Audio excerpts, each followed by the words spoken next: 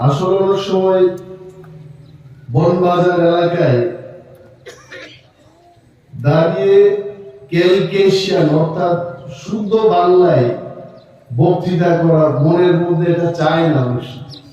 আমরা বাড়ি করে যে ভাষায় কথা বলি ওই ভাষাতে ভালো লাগে। এখন মহিলারা অনেকেই বলবে যে খেয়েছিল গিয়েছিল, এটা মজা লাগে না। অনেক সময় একটু মজার ভাষাতেই বক্তৃতা করলে অনেক সময় ভালো লাগে। এই নির্বাচন কিন্তু ত্রিপুরার মানুষের জন্য খুব গুরুত্বপূর্ণ নির্বাচন। আমরা ত্রিপুরা করতাম। আমি এডিসিতে যখন প্রচার করতে আসলাম তখন এখানে বিজেপির বন্ধুরা ছিলেন, তখন আমরা এক দিতে পাইনি। বিধানসভায় আমি যখন দাঁড়াইলাম অনেকেই দোকানে বই আমার বক্তব্য শুনলেন। আমরা তাদের কাছে পাইতে চাইছিলাম, কিন্তু এই কাছাকাছি আসা এটা রাজনৈতিক ভাবে তখন সম্ভব ছিল না। আজকে ত্রিদলীয় জোট ত্রিপুরায় আমরা গঠন করতে পারছি। দিল্লিতে অমিত শাহজির পৌরোহিত্যে ত্রিপুরা মোথা, ভারত সরকার এবং ত্রিপুরা সরকারের মধ্যে একটা ত্রিপাক্ষিক চুক্তি হয়। এই চুক্তি কি? এই চুক্তিতে কেউ কিছু ভয় পাওয়ার নাই। আমাদের বিরোধী দলে যারা আছেন এরা প্রচার করতে চেষ্টা করতেছে যে এই যে চুক্তি তাতে ত্রিপুরা রাজ্যের একটা অংশের মানুষের ব্যাপক ক্ষতি হবে। এটা ক্ষতির কোনো চুক্তি না। এই চুক্তিতে এইটাই উল্লেখ করছে বামেরা যে ৩৫ বছর ত্রিপুরা রাজ্য শাসন করছিল তখন রাস্তাঘাট যায় নাই, স্কুলের যে বেহাল অবস্থা। এখানে যখন আসি আপনারাও তো বলেন স্কুল ঘর ভালো না। বিভিন্ন যে মানুষের গ্রাম্য মানুষের সমস্যা, এই সমস্যা থেকে আমরা যেন মুক্তি লাভ করতে পারি তার জন্য আমরা একটা চুক্তি করলাম। আমরা রাস্তাঘাট চাইছি, ভালো শিক্ষা ব্যবস্থা হোক এটা চাইছি, আরো যেন গ্রামের মানুষ তারা যেন কাজ পায়, বেঁচে থাকার তাদের অধিকার যেন আসে, এই কথা আমরা বলেছি। এখানে এই কথার উল্লেখ নেই। আমাকে অনেকে ইউটিউবের মাধ্যমে দেখবেন ওই চুক্তিতে এটা লেখা নেই যেটা শুধু একটা অংশের মানুষের উন্নয়ন হবে, এই কথার উল্লেখ নেই। ক্লিয়ারলি আমরা বলেছি যে প্রত্যন্ত এলাকায় এডিসি এলাকায় যারা বসবাস করছেন, ইন্টেরিয়র ত্রিপুরায় যারা বসবাস করছেন তাদের যেন উন্নয়ন হয় তার জন্য এই চুক্তি আমরা স্বাক্ষর করেছি। অনেক সময় বামেদের বক্তৃতা শুনি। কালকে রাত্রে আমি শুনলাম পূর্বতন মুখ্যমন্ত্রী মানিক বাবু প্রশ্ন যে গ্রেটার ত্রিপুরাল্যান্ড গেল কোথায়? মহারাজ প্রদ্যুৎ কিশোর দেববর্মার লাস্ট ফাইট এটা তো শেষ হয়ে গেছে, কিসের ফাইট উনি দিচ্ছেন? আমি পূর্বতন মুখ্যমন্ত্রী মানিক বাবুকে উদ্দেশ্য করে বলছি, আপনার জানা উচিত বিশ্বের মধ্যে অর্থাৎ এই পৃথিবীতে বামেদের জন্ম কবে, কমিউনিস্ট পার্টির কবে জন্ম হয়েছে মহিলারা জানেন? আপনারা জানেন না।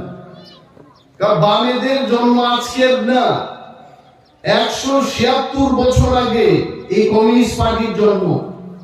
কার্ল মার্কস আর কে ফ্রেডরিক এঙ্গেলস, এই দুই লোক মার্ক্সবাদের সূচনা করেন ১৮৪৮ সালে। এদের কি দাবি আসলো? কইছে এখানে যারা মহিলারা বই দিতেন কেউ পাবে কেউ পাবে না, এটা হবে না, সবাই ভালোভাবে থাকবেন। এটা হচ্ছে সাম্যবাদ, কমিউনিস্টদের বক্তব্য। তো কমিউনিস্টের শাসন আমরা দেখেছি ৩৫ বছর। গরিব মানুষ আছে না তাদের শাসনে?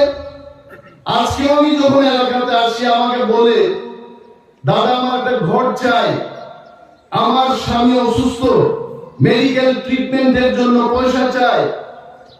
176 বছর আন্দোলনের পরেও তাদের সাম্যবাদ আইছে না, ছেড়ে দিছে না রাজনীতি, তারপরে তো রাজনীতি করে।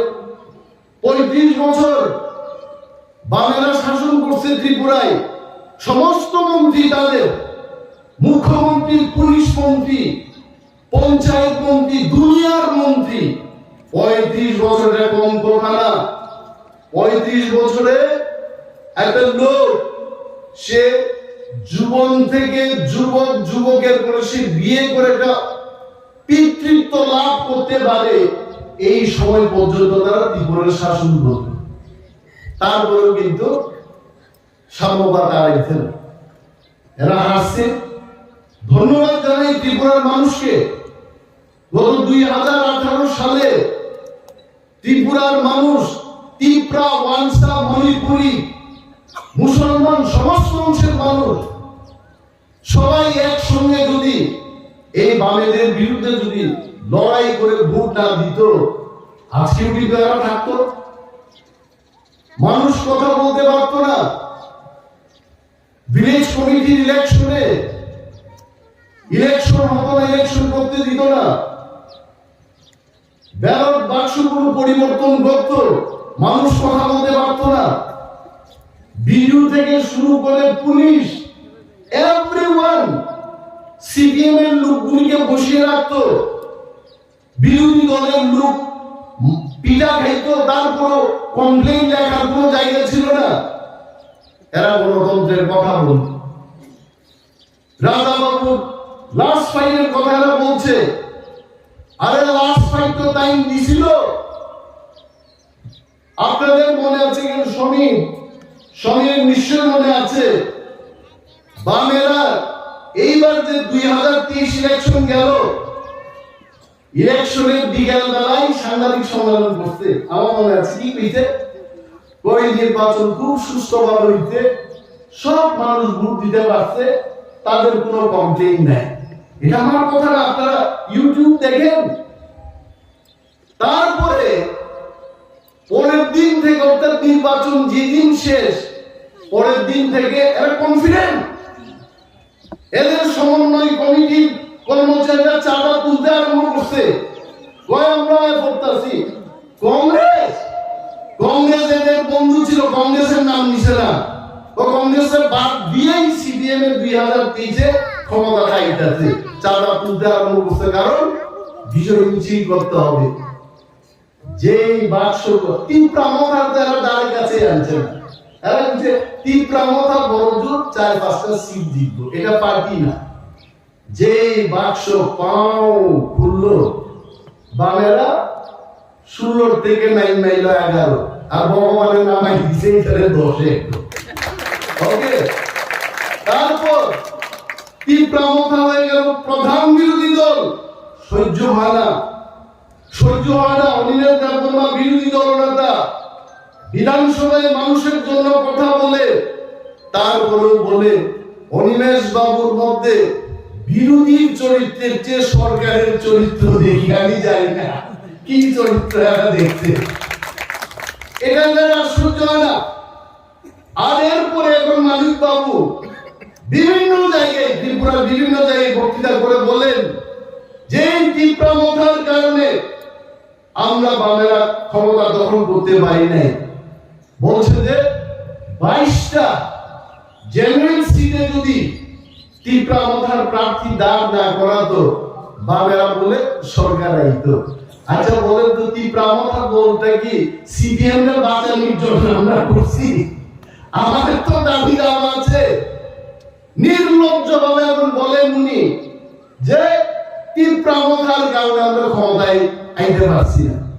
আরে মহোদয়, আপনি তো বুঝছিলেন, আপনার দল বুঝছিল, সবাই ভোট দিছে, সবকিছু ঠিক আছে, রেজাল্টের পরে আপনাদের বাক্য চেঞ্জ হয়ে গেল, কি ব্যাপার? আসলে বাংলা বুঝে না। সেদিন উনি আরো বক্তৃতায় বললেন, আমরা মানুষের জন্য সবকিছু করেছি, কিন্তু মানুষ ওনাদের সাথে বেঈমান করেছে, এটা ওনার বক্তব্য। এইভাবে কি মানুষ ভোট দেবে বলুন? এই আশ্রমবাড়ি বনবাজার এলাকায় সিপিএম এর রাজত্ব অন্তত 65 বছরেরা রাজত্ব করছে এই এলাকায়। আমাদের ত্রিপুরায় কংগ্রেসের সরকার, এখানে বিদ্যালয় পড়ায় এমএলএ। ত্রিপুরা রাজ্যে জোটের সরকার, এখানে কমরেড বিদ্যালয় বর্মায় এমএলএ। তখনও তো সিপিএম এর রাজত্বই ছিল। কেন আজকে একটা চাষার ঘরে টিসিএস অফিসার হইল না? একটা সন্তানের বাড়িতে কেন একজন সুদক্ষ অফিসার জন্মগ্রহণ করলো না? তার জন্য কি অন্যের দেবনা দায়ী না বিজেপি পার্টি দায়ী? এই সময়টার মধ্যে আপনি চিন্তা করেন, এই যে হাইওয়ে সড়ক সমিতি ঠিকই বলেছে, এটা ত্রিপুরা রাজ্যে আগে একটাই হাইওয়ে আছে। এই হাইওয়েতে যখন পাহাড় থেকে ধস নামতো, আসাম আগরতলা সড়ক বন্ধ। আমার মনে আছে 2018 ইলেকশনের আগে আমাদের ত্রিপুরার বিজেপির পূর্বতন মুখ্যমন্ত্রী বিপ্লব বাবু, উনি প্রদেশ কমিটির সভাপতি ছিলেন। চুরাইবাড়ির কোথাও গিয়ে উনি হাইওয়েতে গিয়ে দান রোপণ করছেন। আপনাদের মনে আছে এটা? এটা বামেদের আমলে। আর আজকে যখন বিজেপির সরকার আইতে, ওই হাইওয়েটা তো ডাবল লেন করেছে, তারপরে আরো 6টা কমপ্লিট হয়ে গেছে হাইওয়ে, আরো 2টো হচ্ছে। টোটাল ত্রিপুরা রাজ্যে আজকে এই ন্যাশনাল হাইওয়ে আপনারা কল্পনা করতে পারেন? আর সেই দিন আমরা দেখব, আবার যদি ভারতীয় জনতা পার্টির সরকার, মোদীজির নেতৃত্বে তৃতীয়বার যদি সরকার হয়, আমি আশা করছি, আমি আশা রাখছি, এটা আমি কেউর থেকে এটা শুনি নাই, নিশ্চয়ই আমাদের কোয়াইয়ের লোকেরা ট্রেনের যে যোগাযোগের যে ব্যবস্থা, এটা মনে আমাদের ভাগ্যে আইতে পারে। আগে কি করছে বামেরা, আগে কি কইছে? আন্দোলন করতেইব। এখান থেকে চাষা, জোড়া, মুন্ডা, তেলেঙ্গানায় নিয়ে যাইতো আগরতলায়। দাবি কি? ত্রিপুরায় ধর্মনগর থেকে ছাব্বুম পর্যন্ত রেল লাইন সম্প্রসারণ করতে হইবে। বুঝছে? আন্দোলনই করাইছে মানুষের। চাঁদা, চাষাদের থেকে, কৃষকদের থেকে চাঁদা তুলতে তুলতে কৃষকরা টাইম দিছে না, কৃষকদের চাষবাস করার টাইম দিছে না, শুধু আন্দোলনে চলো।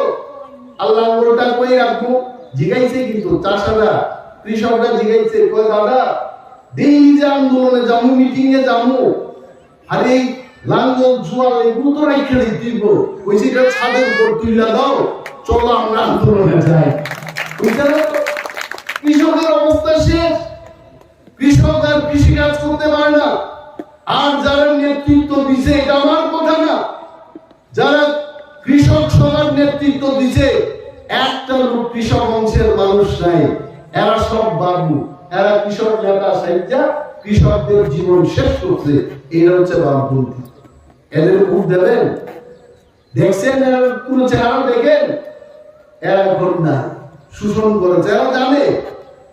আরো কইতাছে না, ওই ত্রিপুরা রাজ্যে এই বিজেপি সরকার কি করেছে? বিজেপি সরকার কি করেছে মানে আজকে সমীর যে কথাগুলো বললো, মানুষের জন্য কি স্কিম আসছে না? কেন্দ্রীয় সরকার মোদীজির নেতৃত্বে সাধারণ মানুষের যেটা দরকার, এটা কিন্তু সব স্কিম তৈরি কইরা প্রতি ঘরে সুশাসন, এটাই তো, এই যে প্রতি ঘরে ঘরে সুশাসন, এটার কথা এটা না যে সুশাসন আয় করতে হবে, চেষ্টা হচ্ছে। এবং সবকা সাথ, সবকা বিশ্বাস, সবকা বিকাশ, এই কথার অর্থ কি? আমার এক দেববর্মা বৃদ্ধা মহিলা জিজ্ঞাসেন, ওই বাবু এই যে সবকা সাথ, সবকা বিকাশ, এটা কি? তা কারণ অনেকে তো বাংলা বুঝে না, হিন্দি বুঝে না। আমি কইলাম, হারুখা যত ভাই হিমলাইয়ে যত বরং বাগিনো উন্নতি খাই নাই, যত লোক বিশ্বাস না রাখবে, যত বরং কক্ষ নাই আলোচনা নেই, মহিলা আমাদের বুঝতে এই স্লোগানটা বানাইছে কে? আমি বললাম এটা দেশের প্রধানমন্ত্রী নরেন্দ্র মোদীজির স্লোগান। বলছে এই লোকটা ভগবানের মতো মহান লোক, এই গান্ধী স্লোগান বানাইছে। আর মানিক বাবুর আমলে ট্রাইবাল উগ্রপন্থী কইতো, সমীর আপনারা আগে কইতো কয় শহরে গেলে এত কংগ্রেস করতো। এই পাহাড়ের যুবকরা হোস্টেলের ছাত্র কয় কলেজে কয় স্কুলে যারা পড়তো এদের উগ্রপন্থী তকমা দেওয়া হতো। কেন? কারণ তখন পাহাড়ে অশান্তি, এই অশান্তি সৃষ্টি করছে কে? আমার প্রশ্ন মানিক বাবু, আপনি জবাব দিন। বামফ্রন্ট যতবার সরকার গঠন করছে ত্রিপুরায়, ত্রিপুরা বাংলার মধ্যে দাঙ্গা বানাইছে এরা। আর কেউ করছে? শচীন সিং করছে, সুখময় সেনগুপ্ত করছে, প্রফেসর ডক্টর মানিক সাহাজি করছেন? কেউ করছে না। যেই বামেরা সরকার আইছে 80 সালের দাঙ্গা বিজেপি করেছে। যেই বামেরা ক্ষমতায় আইছে 97 সালে ত্রিপুরায় অস্থির, শান্তি শৃঙ্খলা শেষ, গ্রাম পাহাড়ে পুলিশ মিলিটারি লেলাইয়া এরা মানুষের বাড়ি করে আগুন ধরাই দিত। এটার নাম বামফ্রন্ট সরকার। আর এখন ত্রিপুরাটা উজ্জ্বল হইতে এই বামফ্রন্ট আর কোনদিন যেন না উঠে, এই শয়তানের দল থেকে এখন আমরা মুক্ত লাভ করতে হবে। মোদীর সেই সবকা সাথ সবকা বিকাশ, এক ভারত শ্রেষ্ঠ ভারত, এটাতে আমরা অংশীদার হব। আমাদের যা পাওনা উনি বলেছেন, ভারত সরকারের কাছে গিয়ে আমরা তখন বললাম আমাদের রাজনৈতিক অধিকার চাই, আমাদের বলছে হো যায়গা, ও হোগা। আমরা যখন বললাম গরিব কৃষকদের, গরিব ত্রিপুরাদের, এডিসি এলাকায় যারা সরল জীবন যাপন করা পিছিয়ে পড়া সমস্ত অংশের মানুষের জমির অধিকার তাদের হাতে তুলে দিতে হবে, ভারত সরকার বলেছে ববি হোগা। আমরা যখন বললাম প্রত্যেকটি জাতি গোষ্ঠী তার নিজস্ব কালচার, এইখানে সান্তালদের একটা কালচার আছে, এইখানে চাষাদের একটা কালচার আছে। আমি ছোটবেলায় আমার গ্রামের ওইখানে কিছু গৌড় অংশের মানুষ, মানে ছত্তিশগড়ীয় যে গৌড়, এরা উনাদের বিবাহ আসরগুলোতে একটা গান করতো, চারচারে বাজে, লিলির বাজে, হলদি মাইখা এরা ডান্স করতো। মনোরম, এটা তাদের কালচার, তাদের সংস্কৃতি, এটাকে মর্যাদা দিতে হবে। আমি কি চাপাই দিব যে শাড়ি পরা চলবে না, রিংটাই পড়তে দিব, এখানে চাষার ল্যাঙ্গুয়েজে ভাষায় কথা বলতে পারবে না, কর্করক বলতে হবে? এইটা গণতন্ত্র না। এটা কারা করেছে? আইডেন্টিটি, ত্রিপুরার মতো জাতের এরা লিখে দিচ্ছে সবখানে। আপনারা এটা খেয়াল রাখবেন। আগে ছোট বয়সে কৈশোররা আইতাম, বোর্ড লেখা দিত কয় জাতি উপজাতির সম্প্রীতি তৈরি করতে হবে। আরে জাতি আর উপজাতির মধ্যে কি যে তুমি বোর্ড লাগাই করে সম্প্রীতির চেষ্টা করতেছ? সম্প্রীতি মুখে হয় না, সম্প্রীতি বিপদে আপদে হেল্প করে সাহায্যের হাত বাড়িয়ে সম্প্রীতি আনতে হবে। এই যে আমার ছোট ভাই সমীর এখানে বলেছে যে ডিমান্ডের রাজনীতিতে বিশ্বাসী না মোদীজি, উন্নয়নের রাজনীতিতে বিশ্বাসী। পাহাড়ে স্কুল চাই, রাস্তাঘাট চাই, জলের ব্যবস্থা চাই, তার জন্য কিন্তু এই ত্রিদলীয় জোট। এটা করে সম্প্রীতি তৈরি করতে হবে। আর এরা খালি স্লোগানই দিচ্ছে, এটা সত্য কথা। অযথা এই বনবাজার এলাকায় মিছিল বাইক ইলেকশনের সময় কিন্তু লড়াই চাই, লড়াই করে বাঁচতে চায়। আর কিন্তু দুনিয়ার মজদুর এখন, আরে এখানে কাটা তারের বেড়ার পারে পারবো? কমরেডটাই কাটা তারের বেড়ার পারে গিয়ে মজদুরের এক করতে পারবো? কথা কর। আমার ত্রিপুরার মজদুররা এক করতে পারত না, দুনিয়ার মানে কি সারা বিশ্বের, সারা পৃথিবী আন্তর্জাতিক দল। মিজানুরের বাপ তো এত বড় দল, আরে গেছে না ক্ষমতা, আগে আসলো জাতীয় দল, অর্থাৎ সারা ভারতবর্ষে নির্বাচনে দাঁড়িয়ে সিম্বলটা দিতে হবে। আর এখন এটা কমতে কমতে এটা আঞ্চলিক দল দিতে, আর সে আর একটা নির্বাচন আইব, এই আঞ্চলিক দল ঠাক করে একটা শূন্যের বোঝাই দিবে। তো এই দলের পেছনে গিয়া গরিবের মুক্ত হইব, গরিব মুক্তি লাভ করতে পারবে না। এখন তীব্রামতা পাহাড়ের 13 জন এমএলএ, বিজেপি তার নিজস্ব 33টা এমএলএ নিয়ে বিজেপিরা আছেন, আইপিএফটি আছেন তাদের এমএলএ মন্ত্রী নিয়ে। এইবার আমরা ত্রিদলীয় শক্তি নিয়ে ত্রিপুরার উন্নয়নে যখন জাপায় বলবো, আর মানিক বাবুদের আগামী নির্বাচনে বক্তব্য রাখার জায়গায় থাকতো। আর এরা বলে, আর একটা কথা কই, আমি শেষ করবো, মহিলারা আপনারা চিন্তা করেন না, এরা কি করে, আমি ইউটিউব খুললেই এরা মিথ্যা কথা দেখি, এরা তো মিথ্যা কথা ছাড়া কিচ্ছু করে না। আগে সিপিএম নেচার থেকে বনবাজারে দাঁড়াইয়া কবে চীন রাশিয়া, আরে ভাই চীন রাশিয়াতে তুমি তো গেছোই না, আমার পূর্বপুরুষের কোনো ভেটাই চিন্তা করে গেছে না। এইখানে খুব যারা বক্তৃতা করবো, মানুষ ভাবতো আর সর্বনাশ, এই পার্টিতে কি পার্টি, চীন জাপান পর্যন্ত এটা প্রসার দিছে, মানুষ বুঝছে 35 বছর। এখন মানুষ বুঝছে যে আন্তর্জাতিক দল এটা আসলে কিচ্ছু না, এটা মিথ্যা কথাই। এরা এখন মিথ্যা কথা বিদ্যার্থী। মোদী সাহেব, মোদীজি কি কইছেন? মোদীজি আমার মনে আছে গত পার্লামেন্ট নির্বাচনে কইছে, हम भाजपा वालों हम अकेले ही सरकार बनाएंगे। করছে তো, করছে একা। এইবার মোদীজি কইতেছেন আপকি বার 400 পার, 400টা সিট পাইলেই দিব। আর মানুষের মুখে মুখে মা বোনেরা কইতাছে, সারা দেশ কইতাছে মোদী এত মুমকিন है, আর মোদীজি যা বলে মোদীজি এটাই করে।